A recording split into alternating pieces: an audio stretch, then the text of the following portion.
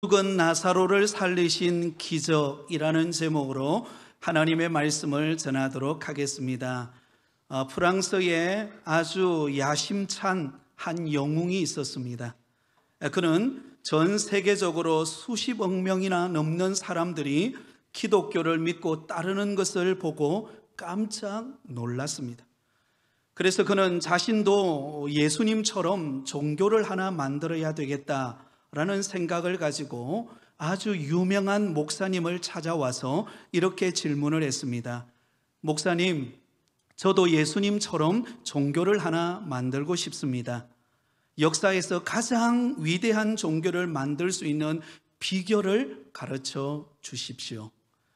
그러자 목사님이 빙그레 웃으시면서 정중하게 그에게 이렇게 대답했습니다. 예, 한 가지 좋은 방법이 있습니다. 그 방법은 많은 사람 앞에서 직접 십자가에 못 박혀 죽는 것입니다. 그리고 죽은 지 3일 만에 다시 살아나십시오. 그러면 기독교와 같은 위대한 종교를 만들 수 있습니다. 그 말을 들은 그 영웅은 그 모든 종교를 만드는 것을 포기하고 조용히 집으로 돌아갔다고 합니다. 사랑하는 여러분, 우리가 믿는 기독교 복음의 핵심이 무엇입니까? 예수 그리스도의 십자가의 죽으심과 부활인 줄 믿습니다. 특히 기독교 신앙에 있어서 다시 살아나는 부활을 빼버린다면 여러분 어떻게 될까요? 기독교 신앙에서 부활을 없애버린다면 그것은 그저 세상의 여러 종교 중에 하나에 불과할 것입니다. 기독교 신앙이 다른 종교와 다른 분명한 사실은 우리 주 예수 그리스도께서 십자가에 못 박히시고 못 박히신 지 사흘 만에 다시 부활하셨다라는 사실입니다. 오늘 우리가 읽은 본문의 말씀은 예수님께서 죽은 나사로를 살리신 사건이 기록되어 있습니다. 예수님께서 친히 베다니로 가셨습니다. 그리고는 죽은 지 나흘이 된 그 나사로를 살려내셨습니다. 예수님 자신이 부활이요 생명이 되심을 친히 나타내 보이신 것입니다.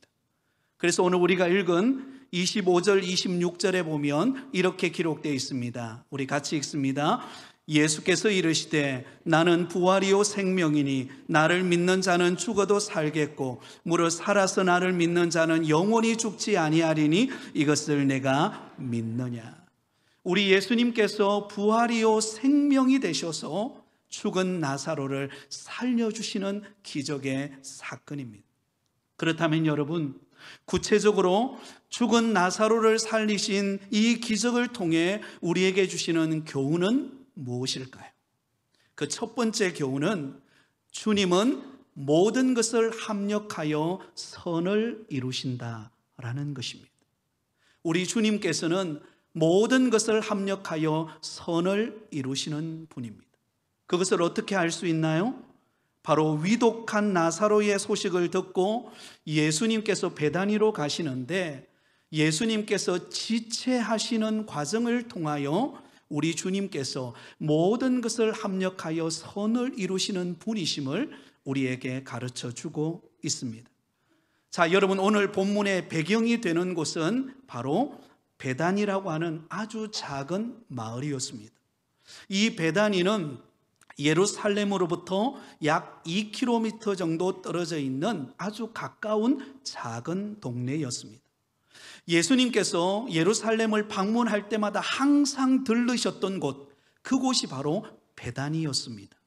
왜냐하면 이 베다니에는 예수님께서 너무나 사랑하는 사람들이 있었기 때문입니다. 나사로와 그의 여동생 마리아와 마르다가 있는 곳, 예수님이 특별히 사랑한 믿음의 사람들, 그들이 있는 곳이었기 때문입니다. 그런데 안타깝게도 그 사랑했던 나사로가 병이 들어서 위독한 상태가 되자 그의 여동생들이 사람을 보내어서 예수님에게 소식을 전달합니다. 여러분, 위급한 상황에서 지금 나사로가 사경을 헤매고 있는 이 이야기를 예수님이 듣는다면 얼마나 다급하고 위급한 상황이었겠습니까? 여러분, 보통 사람 같았으면요, 예수님이 너무나 사랑하는 나사로였기 때문에 아마 신속하게 예수님께서 달려가셨을 것입니다. 3절에 보면 주여 보시옵소서, 사랑하시는 자가 병들었나이다. 예수님이 평소에 이 나사로를 얼마나 사랑하고 가까이 했는지 주변의 사람들도 다 알았다는 것입니다. 그만큼 아끼고 사랑하는 친구, 그 나사로가 지금 위급한 상황을 당하여서 어려움을 겪고 있습니다. 만약에 저와 여러분이 예수님의 입장이라면 아마 당장이라도 달려가서, 요즘 같으면 택시를 타거나 KTX를 타거나 아마 신속하게 달려갈 것입니다. 최근에 어떤 권사님 가정에 신방을 갔더니 그 권사님이 위독함을 겪은 과정이 있었습니다. 그래서 그 따님에게 연락이 왔는데, 여러분, 택시를 타고 갔더니 5만 원이나 되는 비용이 나왔대. 예. 다급하면 여러분 택시를 타든지 아니면 빨리 그 상황 속으로 들어가서 뭔가 도움을 주고 싶은 것이 우리의 마음일 것입니다. 근데 오늘 본문에 보면 예수님은 우리의 예상과 전혀 다른 행동을 보입니다. 너무나 다급한 상황인데 예수님은 급하지가 않으세요. 예수님은 느긋하십니다. 4절 말씀을 볼까요? 예수께서 들으시고 이르시되 이 병은 죽을 병이 아니라 하나님의 영광을 위함이요 하나님의 아들이 이로 말미암아 영광을 받게 하려 함이라 하시더라. 이 병은 뭐 할 병이 아니라고요? 죽을 병이 아니다. 이 병을 통하여 도리어 하나님의 영광을 나타내기 위한 하나님의 선한 뜻이 있다라는 것입니다. 그러면서 예수님께서 취하시는 행동이 참 우리를 놀랍게 만듭니다. 6절입니다. 우리 같이 읽습니다. 나사로가 병들었담을 들으시고 그 계시던 곳에 이틀을 더 유하시고. 며칠을 더 유했다고요? 이틀을 더 유했다. 여러분, 지금 나사로는 베다니에서 지금 죽음 직전에서 사경을 헤매고 있습니다. 어떤 상황이 벌어질지 몰라요. 그렇다면 우리가 아는 예수님이라면 당장 달려가서 그 나사로를 살리는 것이 마땅하지 않습니까? 그런데 예수님은 그 다급한 소식을 들었음에도 불구하고 며칠을 더 유했어요? 이틀을 지체합니다. 서두르지 않아요. 그리고 베다니 그 마을 근처에 도착했을 때도 예수님이 서두르거나 빨리 달려가는 기미가 전혀 보이지 않습니다. 마르다와 마리아가 차례대로 예수님에게 달려왔지만 예수님은 그곳에 계속 머물러 계세요. 29절 30절을 볼까요? 우리 같이 읽습니다. 마리아가 이 말을 듣고 급히 일어나 예수께 나아가매 예수는 아직 마을로 들어오지 아니하시고 마르다가 맞이했던 곳에 그대로 계시더라. 아멘. 여러분, 예수님께서 마을 근처에 오셨어요. 베다니 근처에 오셨습니다. 이제 멀지 않으면 여러분 이 나사로를 만날 수 있는 그런 상황입니다. 그런데 예수님은 이상하리만큼 그 마을로 들어가지 않으세요. 그리고는 그곳에 계속 지체하고 머물러 있는 것입니다. 여러분, 두 장면이 교차하고 있다는 것을 여러분 한번 생각해 보세요. 너무나 다급해서, 예수님에게 너무나 다급해서 달려온 마리아, 다급한 마리아의 모습과 아직도 그 자리에서 지체하고 머뭇거리고 있는 느긋하신 우리 예수님, 너무나 대조적이지 않습니까? 그렇다면 여러분, 지금 예수님은 왜 이렇게 지체하고 느긋해 하시고 그 다급한 이야기를 들었음에도 불구하고 머물러 계실까요? 이것은 의도적인 행동이라는 것을 알 수가 있습니다. 일부러 지금 예수님께서 시간을 지연시키고 있다는 것을 알 수가 있습니다. 결론부터 말씀드린다면 하나님의 뜻을 이룰 타이밍을 맞추고 계시는 예수님의 모습을 보여줍니다. 자, 두 구절을 보면 더욱더 이 사실을 명확하게 알 수가 있습니다. 15절을 볼까요? 15절은 이렇게 기록되어 있습니다. 같이 읽습니다. 내가 거기 있지 아니한 것을 너희를 위하여 기뻐하노니 이는 너희로 믿게 하려 함이라. 그러나 그에게로 가자 하시더니. 자, 여러분, 예수님께서 놀라운 말씀을 하세요. 내가 거기 있지 않는 것이 도리어 뭐예요? 기쁜 일이다. 여러분, 예수님의 이 나사로의 여동생은 예수님이 빨리 오셔서 이곳에 계셨다면 내 오빠가 고침을 받고 나음을 입을 건데 예수님이 왜 이곳에 계시지 않습니까? 그것이 그들의 다급함이었습니다. 그런데 예수님은 오히려 내가 그곳에 있지 않는 것이 기쁜 일이다. 그리고는 여러분 17절에 이렇게 말씀하세요. 17절 같이 읽습니다. 예수께서 와서 보시니 나사로가 무덤에 있은지 이미 나으리라. 자, 예수님께서 그러면 베다니에 도착했을 때, 그 나사로의 집에 도착했을 때는 무슨 일이 이미 벌어진 이유입니까? 나사로가 죽고 난 다음에 며칠이 되었어요? 나흘이 된 4일이 지난 때였다라는 것입니다. 그래서 예수님은 마치 이 나사로가 죽은 이후에 나흘이 지난 때를 기다렸다가 예수님은 그곳에 찾아가셨다는 것입니다. 구체적으로 이것은 무엇을 말씀합니까? 지금 예수님을 따르는 제자들과 마르다와 마리아, 그들은 예수님을 믿는 사람들입니다. 그러나 아직까지 그들의 믿음은 제한적인 믿음이었습니다. 예수님께서 병을 고치시고 기적을 행하시고 놀라운 능력을 행하시는 분이시기는 하시지만, 그러나 우리 인간의 가장 최종적인 고통의 문제, 이 죽음의 문제를 해결할 수 있는 분이라는 것까지는 아직까지 믿음이 부족한 상태입니다. 여러분, 그들 중에서 가장 믿음이 좋았던 사람이 누구죠? 마리아죠.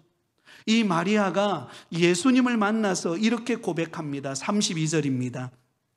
마리아가 예수 계신 곳에 가서 배웠고 그 발 앞에 엎드려 이르되 주께서 여기 계셨더라면 내 오라버니가 죽지 아니하였겠나이다 하더라. 여러분, 예수님께서 이곳에 계셨다면 나의 오빠가 죽지 않았을 건데 예수님이 계시지 않아서 지금 죽어서 너무나 슬프고 괴롭습니다 라는 말입니다. 그러나 여러분, 예수님께서 나사로가 죽어 나흘이 될 때까지 지체하신 이유가 무엇인가? 여러분, 그들의 신앙의 한계를 익히 알고 계시는 예수님은 이번 이 기회를 통하여 그들의 신앙을 바로 세우기 위한 의도가 숨어 있습니다. 여러분, 예수님께서 이 땅에 오신 이유가 무엇이죠? 예수님은 이 땅에 오셔서 단순히 병을 고치고 먹을 것을 마련해 주는 그런 분으로만 오신 분이 아니십니다. 이것은 부수적인 거예요. 정말 중요한 것은 예수님이 이 땅에 오신 목적은 죄와 사망에 매여 살아가는 우리 인생을 죄로부터 자유케 하고 영생을 얻게 하기 위하여서 우리 예수님께서는 이 땅에 오신 줄 믿습니다.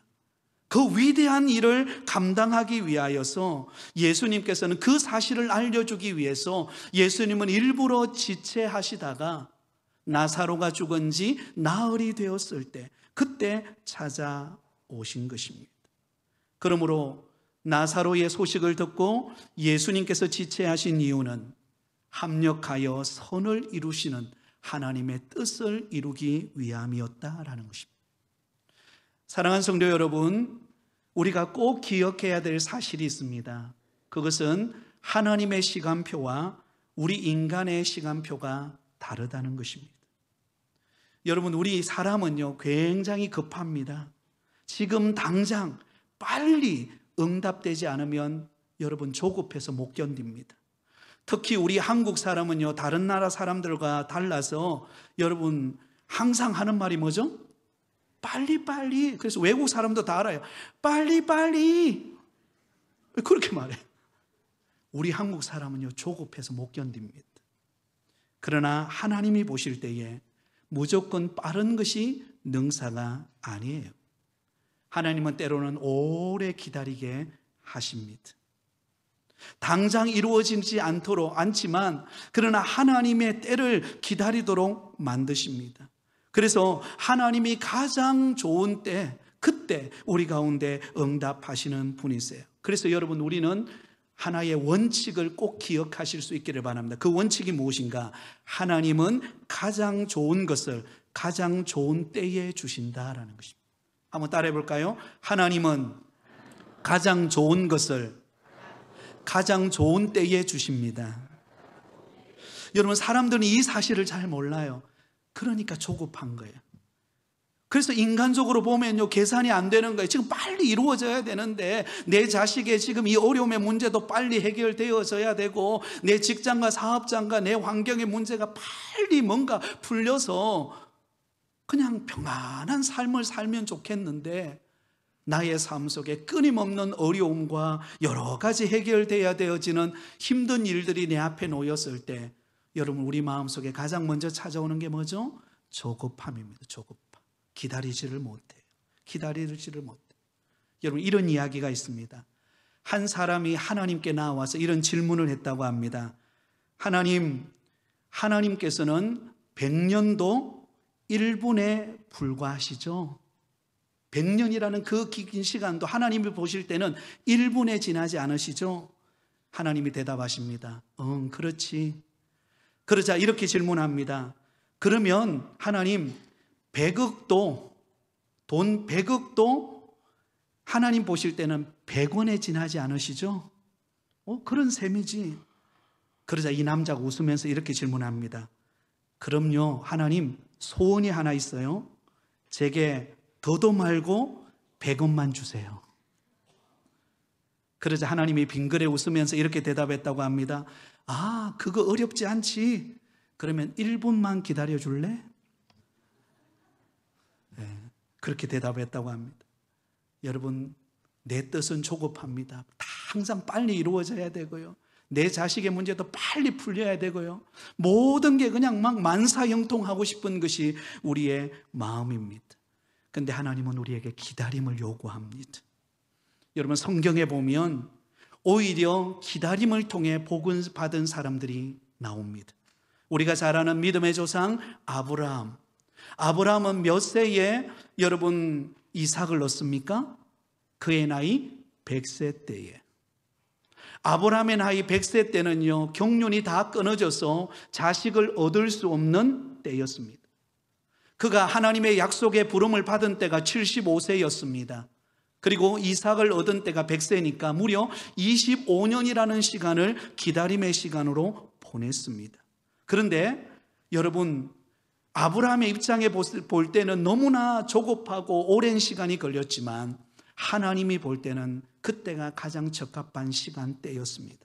왜냐하면 만일 하나님께서 그 전에 아브라함에게 이삭을 주었다면 이삭은 어떤 생각을 했을까요? 어떤 면에 보면 자기 힘을 자랑했을지 모릅니다. 그래도 내가 힘이 있고 내가 건강이 있고 내 능력이 있으니까 이삭을 얻었지라고 생각할 수가 있습니다. 그런데 여러분, 경수가 끊어지고 내 힘으로 아무것도 할 수 없을 때 그때 하나님께서 독자 이삭을 주심으로 전적인 하나님의 능력임을 고백할 수밖에 없게 만들었습니다. 그런 믿음을 통하여 여러분, 하나님께서 아브라함에게 독자 이삭을 모리아 산에서 번제로 드리라고 했을 때 그것을 순종할 수가 있었습니다. 믿음의 조상이 되는 데 있어서는 이러한 기다림과 이러한 순종이 필요했기 때문입니다. 여러분, 우리가 잘 아는 사도 바울의 꿈이 무엇이었을까요? 사도 바울의 꿈은 로마로 가는 것이었습니다. 내가 로마로 가서 그곳에서도 내가 복음을 전해야 되겠다. 근데 길이 열리지 않아요. 모든 게 다 막힙니다. 로마로 가는 모든 길이 다 막혀요. 근데 한 길이 열립니다. 그 길이 어떤 길인가?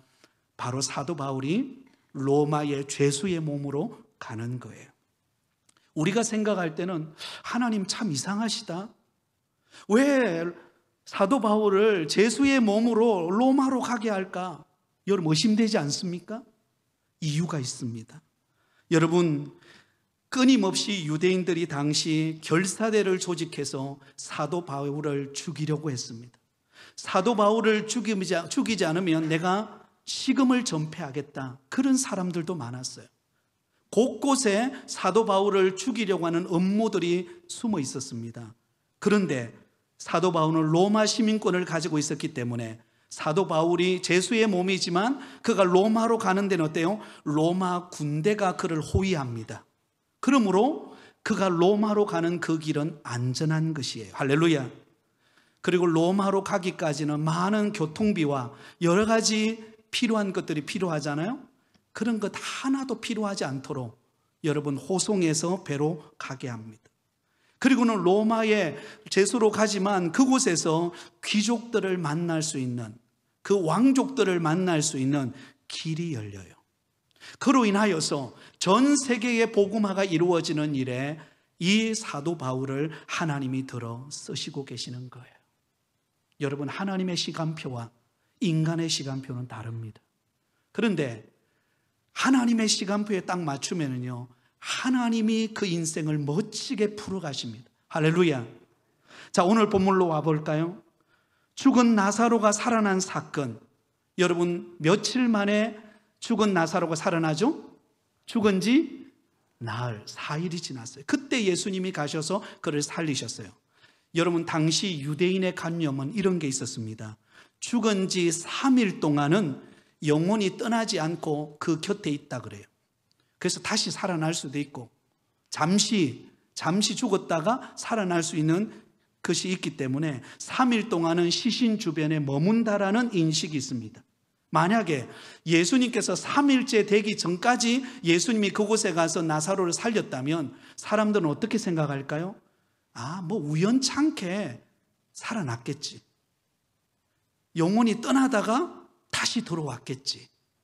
그렇게 충분히 유추하고 그렇게 생각할 수 있는 관념이었습니다. 그런데 4일째가 되는 날은 달라요. 그 모든 관념이 다 끝난 상태입니다. 바로 그때 우리 예수님께서 오셔서 죽은 나사로를 살리신 것입니다. 할렐루야. 하나님의 시간표는 정확합니다. 그리고 하나님의 시간표대로 그를 살려냅니다. 그래서 로마서 8장 28절은 이렇게 말하죠. 우리 같이 읽습니다. 시작. 우리가 알거니와 하나님을 사랑하는 자 곧 그의 뜻대로 부르심을 입은 자들에게는 모든 것이 합력하여 선을 이루느니라. 할렐루야. 여러분, 지금 여러분에게 어떤 답답한 어려움이 있습니까? 환경은 풀리지 않고 내 자녀들은 더 어렵고 내 상황은 더 꼬여가고 하나님 앞에 기도하고 있지만 내 상황은 아무런 변화가 일어나지 않는 것 같고 답답함을 느끼십니까? 그때 우리에게 필요한 것은 인내와 하나님의 때에 초점을 맞추는 것입니다. 야고보서 5장 11절에 이렇게 말씀합니다. 우리 같이 읽습니다. 보라, 인내하는 자를 우리가 복되다 하나니 너희가 욥의 인내를 들었고 주께서 주신 결말을 보았거니와 주는 가장 자비하시고 긍휼히 여기시는 이시니라. 할렐루야. 욥, 고난받는 자의 대표적인 인물인 욥. 그 욥이 고난당할 때 욥은 인내했어요. 하나님의 시간표를 기다렸습니다. 그러자 그에게 하나님이 어떤 은혜를 주십니까? 갑절의 복을 주세요. 갑절의 복을. 사랑하는 성도 여러분, 어떤 매로움, 지금 저와 여러분에게 있는 어려움에 주님이 우리에게 요구하시는 것이 있습니다. 기다림입니다. 그리고 하나님의 시간표에 초점을 맞추는 거예요. 내 시간표가 아니고 하나님의 시간표예요. 하나님의 뜻에 초점을 맞추면 그때부터 우리 마음속에 위로부터 주시는 위로와 평강이 임할 줄 믿습니다. 한번 따라하겠습니다. 하나님의 시간표에 초점을 맞추자. 첫 번째 원리입니다. 두 번째 교훈은 주님은 우리를 불쌍히 여기신다라는 것입니다. 여러분, 주님께서 우리를 불쌍히 여기세요. 그걸 어떻게 알 수 있습니까? 나사로의 무덤에 갔을 때 예수님께서 눈물을 흘리시는 장면을 통하여 우리는 그것을 발견할 수가 있습니다. 드디어 나사로가 죽은 지 나흘째가 되었습니다. 예수님이 그 무덤 가까이로 가셨어요. 그때 예수님의 반응을 한번 보세요. 33절입니다. 33절 같이 읽습니다. 예수께서 그가 우는 것과 또 함께 온 유대인들이 우는 것을 보시고 심령에 비통히 여기시고 불쌍히 여기사. 안 그랬겠습니까? 마리아와 마르다, 그 주변에 있는 여러분, 이 나사로의 친구들, 동료들, 친척들 얼마나 슬픕니까? 더 살아야 되는데 원인을 알 수 없는 병으로 고통당하다가 죽는 그 모습을 볼 때 얼마나 슬픕니까? 그런데 그런 모습을 지켜보셨던 예수님의 마음, 그 마음은 어떤 마음이었어요? 비통히 여기사 불쌍히 여기는 마음이었어요. 그래서 그 마음이 여러분 눈물로 표출됩니다. 35절입니다. 35절 같이 읽습니다. 시작. 예수께서 눈물을 흘리시더라. 아멘. 여러분, 예수님도 눈물을 흘리셨어요. 사랑하는 동료자, 사랑하는 믿음의 사람이었던 나사로가 죽는 것을 보고 예수님도 슬퍼하셨어요. 그 죽음 앞에 아무런 반응을 보일 수 없는 인간의 무력함을 보면서 우리 예수님도 슬퍼하셨고, 또한 죄로 말미암아 사탄에 매여서 결국은 죽음의 자리로 갈 수밖에 없는 인간의 안타까운 현실을 보면서 우리 예수님은 슬퍼하셨습니다. 그런데 여러분, 예수님의 이 눈물 속에는 슬픔만 있는 거 아니에요. 예수님의 그 눈물 속에는 우리를 향한 긍휼의 마음, 우리를 향한 동정하시는 마음이 함께 들어가 있는 것입니다. 그러므로 그 무덤가에 오신 예수님은 그 죽은 나사로를 바라보면서 정말로 죽어버린 인생을 향한 안타까운 눈물이었지만, 또 한편으로는 그를 살리고자 하시는 우리 주님의 긍휼의 마음이 함께 포함되어 있습니다. 히브리서 4장 15절 16절은 이렇게 말씀합니다. 우리 같이 읽습니다. 우리에게 있는 대제사장은 우리 연약함을 동정하지 못하실 리가 아니요 모든 일에 우리와 똑같이 시험을 받으신 이로되 죄는 없으시니라. 그러므로 우리는 긍휼하심을 받고 때를 따라 돕는 은혜를 얻기 위하여 은혜의 보좌 앞에 담대히 나아갈 것이니라. 할렐루야. 우리에게는 대제사장이 계십니다. 그분이 예수님이세요. 그분은 우리를 어떻게 하시는 분이에요? 우리의 연약함을 동정하지 못하실 리가 아니요. 무슨 말이죠? 우리를 동정하신다는 것입니다. 우리를 불쌍히 여긴다는 것입니다. 우리가 아파하고 우리가 괴로워하고 우리가 절망하고 내 힘으로는 아무것도 할 수 없는 우리 인간의 연약함을 보시고, 하나님은, 우리 주님은 우리를 불쌍히 여기시고 우리 곁에 오셔서 우리를 도우시는 분이신 줄 믿습니다. 여러분, 주님은 우리 마음을 이해하세요. 예수님께서 인간의 몸을 입고 이 땅에 오셨을 때 우리 인간이 겪는 모든 아픔과 고통을 예수님은 친히 경험하셨습니다. 예수님이 탄생하셨을 때 그가 누인 곳은 말구유 위였습니다. 가장 낮은 곳에 예수님이 오셨습니다. 그리고 가난한 요셉의 가문에 오셨어요. 그리고 예수님은 집 한 채 없을 만큼 그런 아픔을 겪으면서 때로는 사람들로부터 따돌림과 매맞음과 십자가의 죽음의 고통을 당하시면서 우리를 대신하여 십자가를 지신 예수님은 우리를 긍휼히 여기시는 분이십니다. 그래서 주님께서 우리 곁에 오셔서 말씀하시는 거지. 너의 아픔을 내가 안다. 너의 눈물을 내가 안다. 가끔씩 새벽에 성도님들이 기도하다가 한없이 탄식하며 눈물 흘리는 성도들이 있습니다. 그러면 그 눈물 흘리며 기도하는 성도를 바라보는 목회자의 마음도 너무 안타까워요. 그런데 저보다 더 안타까워하시고 그 성도를 긍휼히 여기시는 분이 우리 주님이십니다. 사랑하는 여러분, 이 자리에 우리가 예배 드리지만요, 겉으로는 우리가 양복을 입고 가장 좋은 옷을 입고 이 자리에 왔지만 우리에게는 남에게 말할 수 없는 여러분의 가정만의 아픔이 있으시죠? 눈물이 있을 겁니다. 그런데 여러분, 기억하시기 바랍니다. 우리 주님이 여러분을 아세요. 아멘. 주님이 우리를 긍휼히 여기십니다. 그리고 우리를 정죄하지 아니하세요. 그리고 우리 곁에 오셔서 우리와 함께 하시는 분이십니다. 로마서 8장 34절에 이렇게 말씀합니다. 우리 같이 읽습니다. 누가 정죄하리요? 죽으실 뿐 아니라 다시 살아나시는 이는 그리스도 예수시니 그는 하나님 우편에 계신 자요 우리를 위하여 간구하시는 자니라. 할렐루야. 여러분, 하나님의 보좌 우편에서 예수님께서 지금 하시는 일이 무엇일까요? 우리를 위해 간구하신다는 거예요.